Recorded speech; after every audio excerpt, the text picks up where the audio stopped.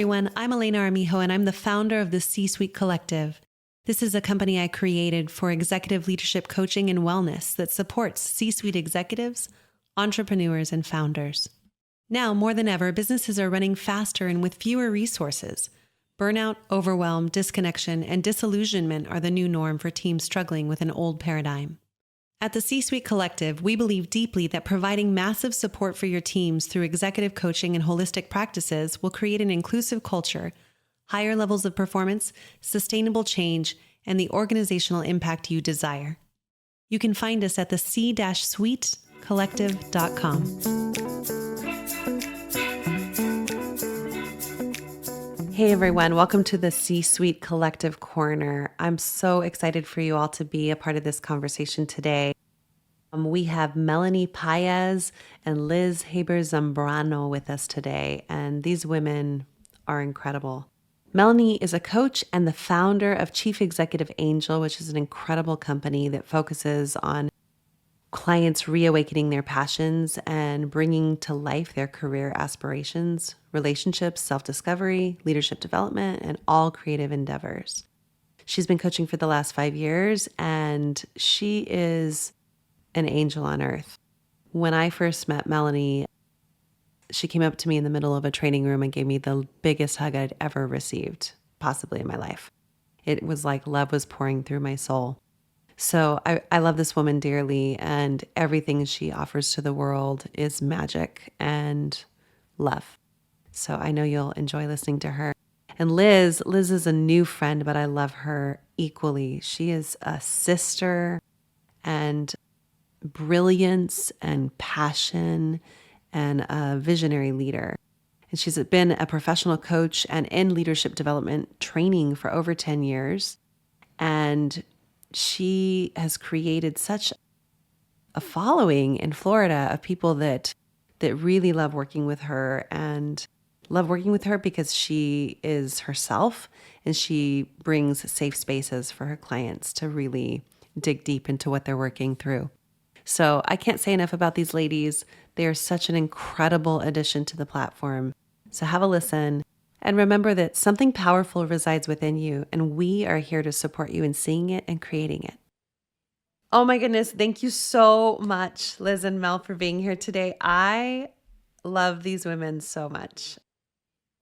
I was introduced to Liz by Mel, and we've never actually met. So I'm very excited for y'all to hear more about that story. But yeah, I just love you so much. Thank you for being here. So welcome. Thank you. Thank you. Honored to be here.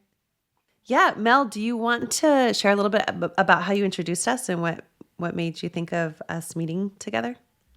Sure. I think, from the beginning of when the C-Suite Collective was an idea, I like to say on a napkin, but I think it was just a conversation in a stairwell. I got a sense of the caliber of coaches that would be here, the people who would be representing the culture and the idea that you had to bring it in. And even when it was just an idea, I always wanted to surround myself with people who had so much passion for serving people and just like this untamable excitement for what we do.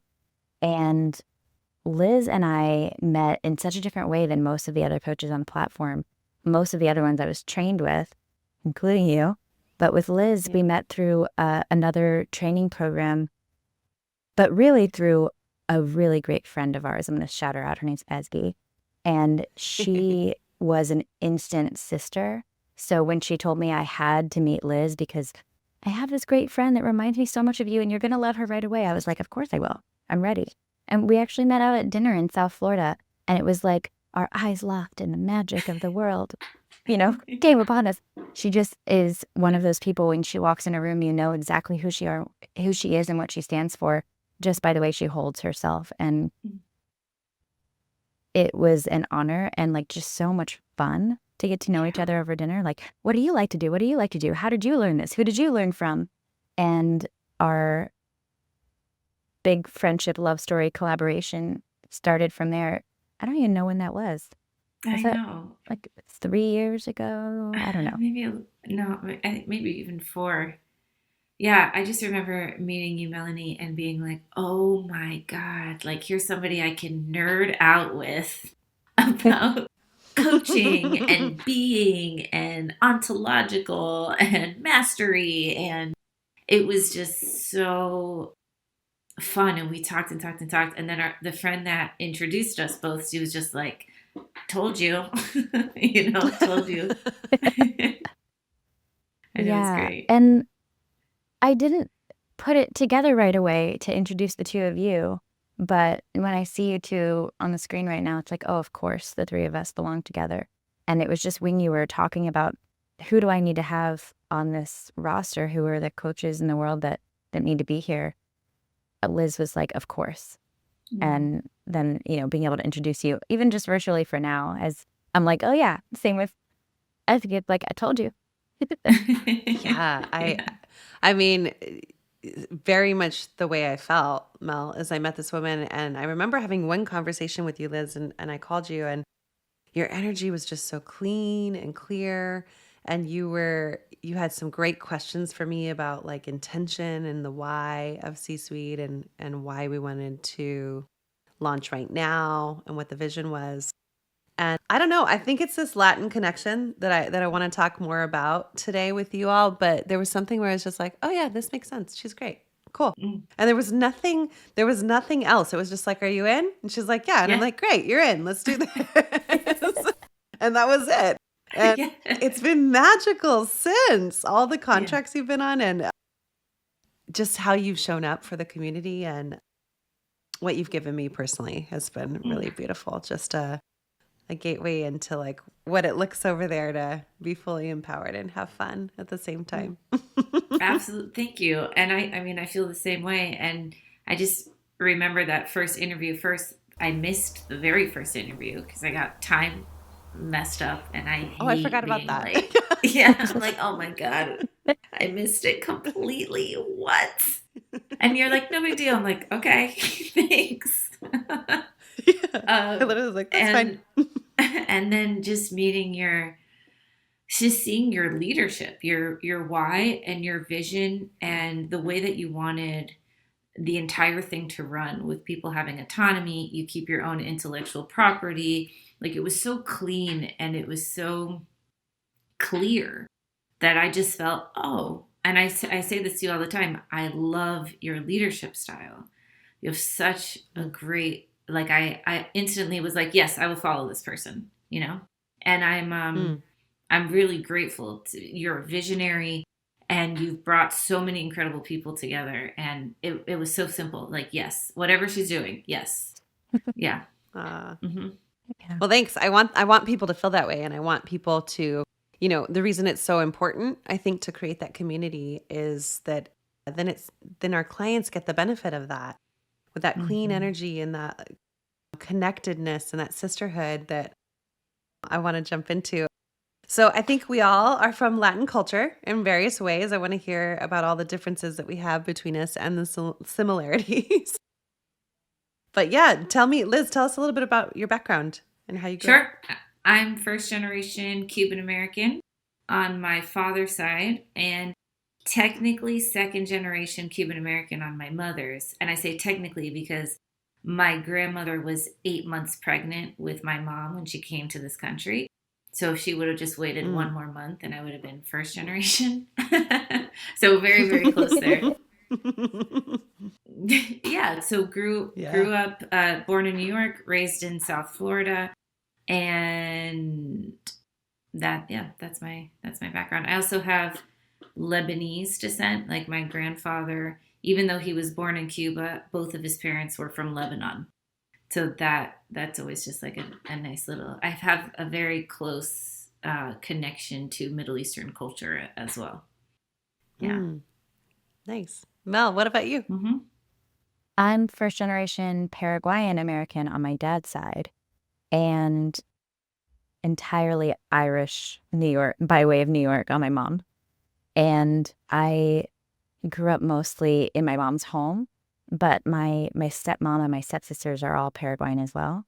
So I do everything I can to get close to that culture, and been there a few times and definitely going back soon. Yeah, that's where I came from. Awesome. How about you? Yeah, I am. So let's see. I'm second generation on my dad's side from his family comes from Spain and Peru. So it's kind of split between those two areas.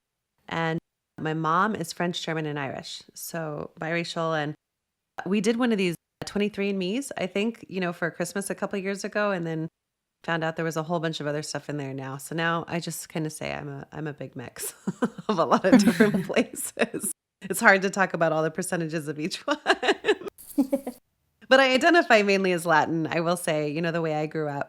I grew up in Las Cruces, New Mexico, and I think it was probably, I think I was in fourth grade when I realized I wasn't Mexican. Because you Ah. grow up in Las Cruces, New Mexico. And I just, Mm-hmm. we were part of the culture there. And I remember reading a history book, and there was a blurb about the first governor of New Mexico who was named an Armijo. So had my last name, and I was like, oh, is this like my family member? And they came from Spain and of course stole all of the treasury in New Mexico and ran to Mexico with it. That's my family. So that tells you some of the roots that happened So there. proud. But I mean, well, geez, it was one of those moments where I went home and I was so confused. I was like, number one, are we related to this person? Number two, does that mean I'm not Mexican? And number three, Mm-hmm. are we crooks? Like, what happened? What happened in our history? And that's when I first realized, oh, okay, there's a wider world out there. And because we hadn't even really talked about it in my family, about where we came from. And a lot of my first memories were of assimilation. Mm-hmm. And my father had already been assimilated here, right? So he didn't speak Spanish. I think one of his siblings out of 5 speak Spanish. Yeah. So did you Wow. all have any similar moments or memories? Yeah. Yes. My mom was pretty assimilated. She was born here, but actually going back to what I was saying earlier, she lived with her grandparents and her parents, and then later like aunts and uncles. They all lived in one house together, trying to make it, in this country, and it just made more sense to let's all do it together and pull our resources together than spread apart. And then my father, yeah, he came over here and his legal name was Jose Luis. He changed it. He was 14 when he came here, changed it to Joseph Louis, told us to identify as white, didn't let us speak. Well, I wouldn't say he didn't let us speak Spanish. My first language was Spanish, but we didn't really speak Spanish in the house. My first language was Spanish because my great grandmother basically she stayed with me while both my parents worked, and she only spoke Spanish. But we spoke English in our house, my parents.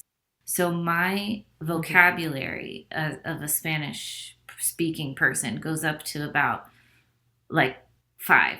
I have the vocabulary of a 5-year-old in Spanish. And then my sister cannot really speak Spanish at all. And she really, really wishes that she could. Like, she practices and studies really hard to try to learn the language. And I'd say she has some resentment that she didn't learn it and that we didn't speak it with her. And she wishes that she would. So as far as hard as my father assimilated, my sister is like going the opposite way. Like, wait, let's bring it back. Let's bring back our roots. Let's bring back our culture. And I appreciate that too. Yeah. That she keeps it Wow, alive. I think we found our similarities. I know the similarities, right, Val? My dad moved to New York City in his 20s, and that was just a height of racism in New York, and assimilation happened pretty fast for him. It was like, I need to be an American person.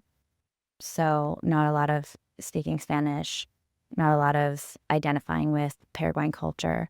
And by the time I came around, there was no Spanish being spoken in my home. My mom is an English speaker only, so they spoke English with each other. And my dad didn't speak Spanish to the babies. So I didn't know it until I went to, Spanish 1 in middle school or whatever, just like any other American kid. And I didn't get too much about Paraguayan culture either, and I didn't really understand what it was to be from another place. Growing up in South Carolina, everybody was an American white kid for the most part, especially in my elementary school. So I was similar to your sister in the sense that I grew up later on kind of resenting that I didn't speak Spanish and realized that it closed a lot of doors and everything. But then even later in my life, I realized that it was a point of survival for my dad. Survival and thriving, to assimilate and to become an American and to mute and quiet down his roots. And when I was in that height of like resentment for not learning it, he was in the height of like realizing that he wished that he had. And so it was like bringing us to Paraguay, trying to teach us Spanish when we were actually at the age where we wanted to just go climb a tree. And I have I'm about a 5-year-old in Spanish as well. And I'm trying to get more of it and learn more about my culture and the language, because I want to bring it back just to my soul. It feels like very much a part of me, even though it wasn't taught to me in the way that it would have been if I grew up there. Yeah. Absolutely. Relate Such to similar that. stories. Yeah. Yeah. What do you relate to? I love it. Something I was just thinking as well, one of the reasons I think the Cuban culture that we had stayed so alive was because my grandparents on my father's side never really learned English. Like, they moved straight to Miami, where you can never have to speak English and live a very good life. And that kept it alive in a lot of ways. Like, if I didn't have that, I probably would have been even way less removed, similar to what you're saying, Mel, than I would have been if it wasn't for them and the Miami, South Florida region, where it is very much more accepted to be Hispanic or speak the Latin or speak Spanish, excuse me. And then, but I get it about, like, for my father, it was the same way. It was survival. This is how I need to survive and get ahead, especially in corporate America at the time. And the type, he worked for a very conservative company. It did not work to speak Spanish or not assimilate to white culture. Yeah. Man, thanks, ladies, for sharing these stories, because there's so much connection and dots. Like my version of this, my grandmother, when she came over, same thing. We must assimilate as quickly as possible. We will not speak Spanish in our house. I will not teach my children this. And even her husband, when she met him, while they shared the culture, they worked very hard to keep that even out of their relationship, which I think was a big part of their demise in the future when they got divorced, because they had worked so hard to let go of who they were for who they should be. And that cost them a lot in the long run. And I remember being a little girl, my grandmother came, she was a concert pianist. That's why she came to the States. And I remember hearing her sing these beautiful Spanish songs, art songs on the piano, and playing them. And I fell in love with music that way. She was really the one to introduce me to it at a very young age. And I remember just longing to know what they were about. And she would never go there. It was always like a no. Even when I would beg her to teach me in the moment, it was like, nope, you just need to speak English and you'll be fine. So I guess that's a good question, is what does it cost you all? I'm hearing a little bit of like our shame and sort of how where we want to be with Spanish alone as a language, but also what else does it cost you? I have tears in my eyes right now when you said they let go of who they were for who they should be. I'm like, oh man, that's maybe why I'm a coach. Like, having that so infused in me that like the impact of of being raised by someone who was who he should be instead of who he was. And then learning, I mean, I think we all learn it, whether we're of Latin roots or not, or even first generation, anything or not. You kind of learn in, at least American culture, be who you should be, not who you are. And this is just our particular flavor of it. And the feeling of like my spirit being like, no, be who you are, is what had me go on a different path from a lot of people that I know as an entrepreneur and as a coach.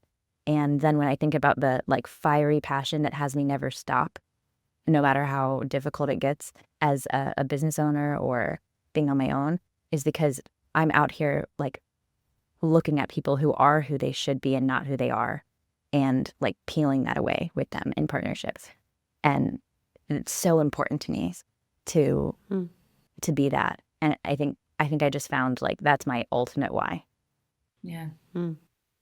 Yeah. And, you know, as we're having this conversation, I see why the work that we're doing with the C-Suite Collective is so important. And because like I just shared, my father had even the more of the pressure to let go of his roots so that he could assimilate in a corporate culture, where my grandparents and my uncle that had more working manual labor jobs, they didn't have to do that. Like it was accepted there. Now, if we can do the work that we're doing and bring it into corporate America, where people don't have to make these choices anymore. Like people don't have to say, let me let go of who I am or where I came from or the roots, the spice that I have so that I can fit in and succeed here, right? We don't have to make the choice between. We can be all of it and have it and have it. And I think of my husband, he had a very similar experience too, also came over here when he was 14. And they automatically put him in remedial classes, even though he was very, very smart. But they just made this assumption, you know, Esau remedial. And he had to prove, like, look, I speak English. I speak white in many ways, like because he went to an American school in Ecuador. And that got him into better classes or honors classes, or he even ended up skipping a grade. But he had to prove it. And he says that to this day. People see my skin and they make an assumption about me, and then I open my mouth and they hear that I don't speak with an accent or something like that, and then they'll take me seriously. And similar to what Mel, you were saying, and this whole vision that we have with the C-Suite, it's like we're working for a world that doesn't have to happen anymore. That doesn't have to. Yeah. So beautiful. And how are you ladies finding that with current clients, or even like real-time examples where you're working with that concept with people right now? Like, what are you seeing in the world?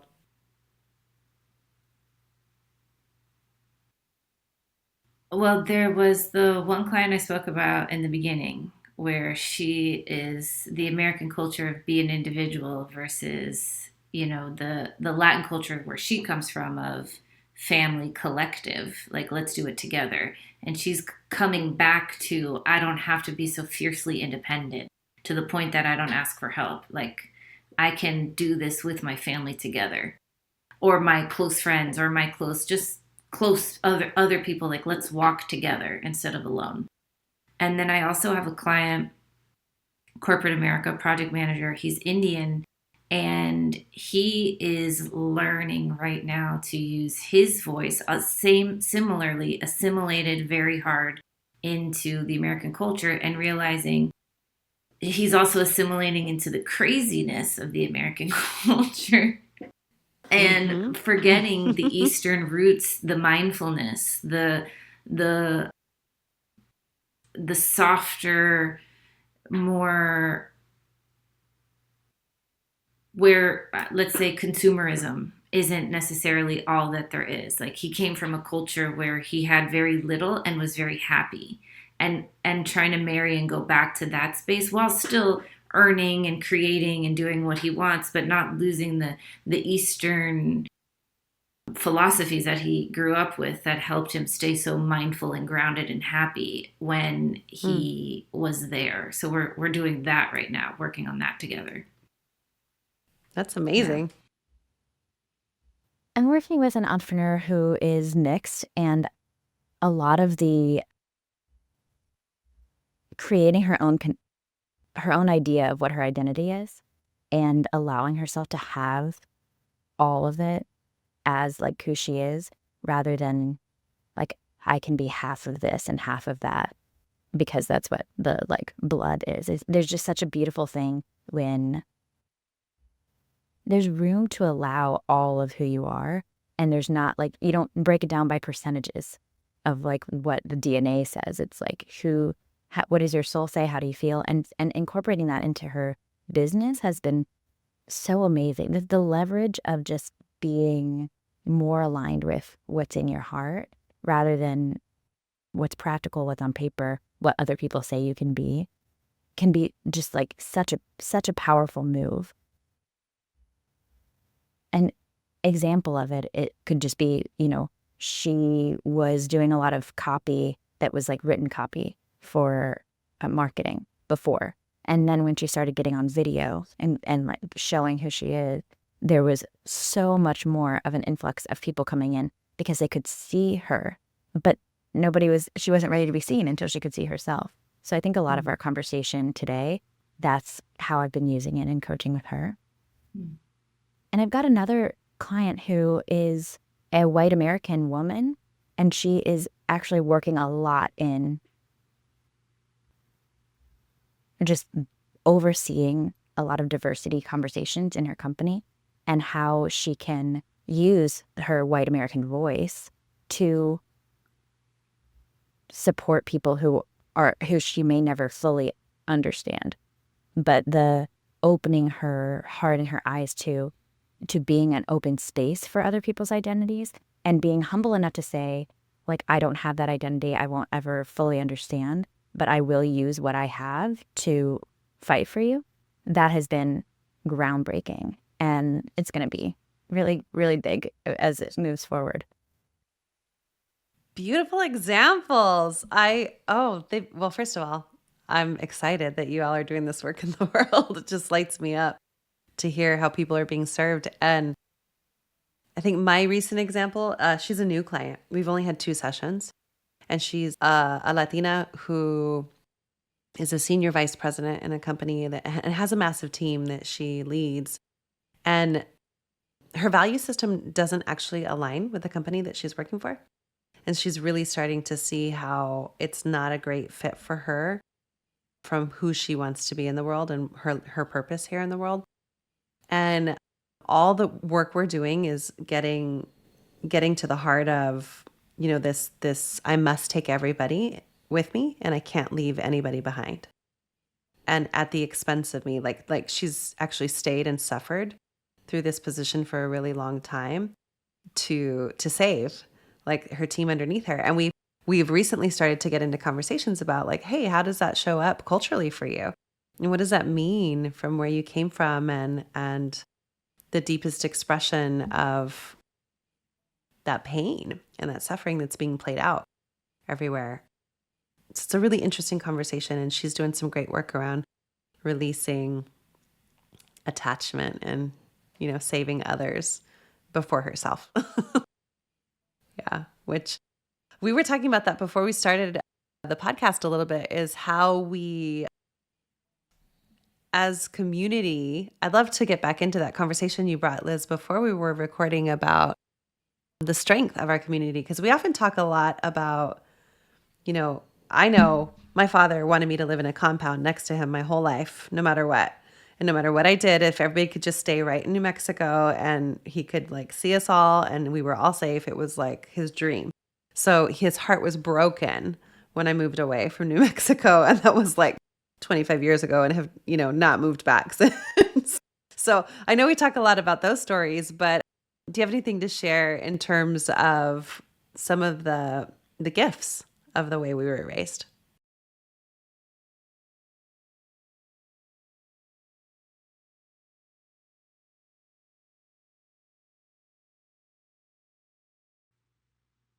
I'm thinking.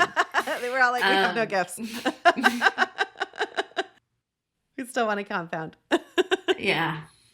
I'm thinking I have access to it's like two cultures that I can play with or play in. I have access to it. So in that way I am broadened in some ways. And I do love that I do have that American individualistic, you can do it in me, which is necessary sometimes, right? It is necessary. But also married with, okay, and I have a team. I have a team around me of that I am absolutely willing to use. I get the village mentality because of my Latin experiences. It takes a village. I was raised in a village. I have a village today, and I'm raising my daughter in a village, you know, and I appreciate, and that village is like my mom and her husband are close. My grandmother is close. She has 3 sets of grandparents and 2 aunts, all within like a 20-mile radius of her. And I'm so grateful for that. And sometimes when my husband's like, let's move to Colorado, and as much as I would like to move to Colorado, I'm like, are you kidding me? We have like free childcare all around us. Like, we're not going anywhere. At least not for 10 years. Like, this is it. So Exactly. hunker down. Yeah. Yeah. I appreciate that. Mel, anything for you? Any gifts? Yeah, I mean, it was really eye-opening I understood my dad on another level when I went to Paraguay. My brother and I went when I think I was 17 for the first time. And they had a barbecue to meet us, and that's what my dad called it. Like, there's going to be a barbecue and you're going to meet some family. I think there were 100 people there. Yeah. And I didn't know that we had that big of a family. I don't even know if we actually do have that big of a family, or they just call like friends family, and like, but I met aunts and cousins and great aunts and little kids, and they were all so excited to meet me. And I think in American culture, when you walk into a barbecue full of people you don't know, those are called strangers. But when you walk into Paraguay and meet 100 people that you don't know, that's called family. And that changed me. And even though these were actually my blood family, what I've experienced in meeting Paraguayans anywhere is that as soon as they find out that I have a Paraguayan blood, they're like, you're my family. As in, I met a man once in South Florida, and he saw at my T-shirt, and he had tereré, a drink that they drink there. And we, exchanged a little bit of conversation, and all of a sudden I'm at Paraguayan food barbecue in Tampa with him. And it's just so beautiful that cultural closeness and that instant love that's available in Latin culture. And even though, when you say Latin culture, you mean way, like, so many things, even across our cultures that we represent. There's so many differences, but there is this sense of like, I was raised in a village and I will raise my family in a village. And I've always had that like desire to be close with people in ways that I don't see so much in American culture. And it's one thing I really, really value about the C-Suite Collective, that even in these conversations, I'm just realizing that that's how it is. And maybe it's something that we didn't even notice, or maybe you did do it intentionally. But there's a village kind of feeling of like, we are here with the same heart, and the C-Suite Collective's particular heart is, to bring people back to themselves and create success there, especially for people who were told that they had to separate from themselves in order to be as successful as they are. And all of us have that, like, we're ready to walk in and remind you of who you are and not have you sacrifice anything you have achieved in that separation. And for us to have that and like walk together, even when we're on other sides of the country, I feel like we're linking arms and walking into it together. And maybe that is born from our Latin roots. Yeah, I gotta think it's have some influence. I mean, I wish I could say I was as intentional to say like that's the thing we're gonna create. But Yeah. I know that my value system, which is similar to your lady's value system, it was always, family first. That was something that we were taught growing up, and I still hold very dear, like dropping anything and everything to be there for the people you love. And I do think that with the people that we've brought on and we've intentionally curated our culture so far, it's from that space, right? Like nothing comes before relationship here, and everything can be worked out, which I think is what we're trying to model for the corporate world as well, right? That what if money and contracts and programs, like Liz mentioned earlier, like IP, what if all of that was put aside for a relationship? And then what can you create from there? Which I think we're seeing is really, really magical. I mean, it's certainly much more robust than I thought it would be. Yeah. It feels a lot And I better. noticed that it's something that Yeah. people are craving it. When we go in to have conversations with companies, all I hear is like, I just, like, it's not about the hours, it's not about the money, it's not about what we're even doing. It's like, I want to know that I matter to these people, like that I'm working with. That's something that I've noticed across the board in so many different industries with so many different people, different age range, different salaries. They're just like, I want to be in a place where I matter to them and they matter to me. Mm-hmm.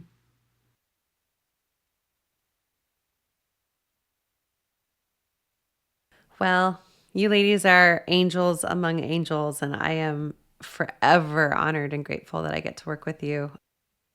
I'd love to end with just what I ask every guest on the podcast, no matter who or where they come from, is if you had a megaphone to say something to the world for the next year or the future, what would you say?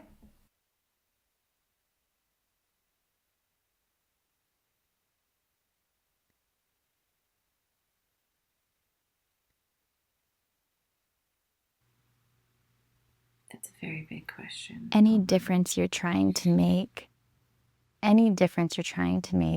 outwardly will start with loving inwardly. I love it. And like the tiniest voice, but the megaphone would make it so loud.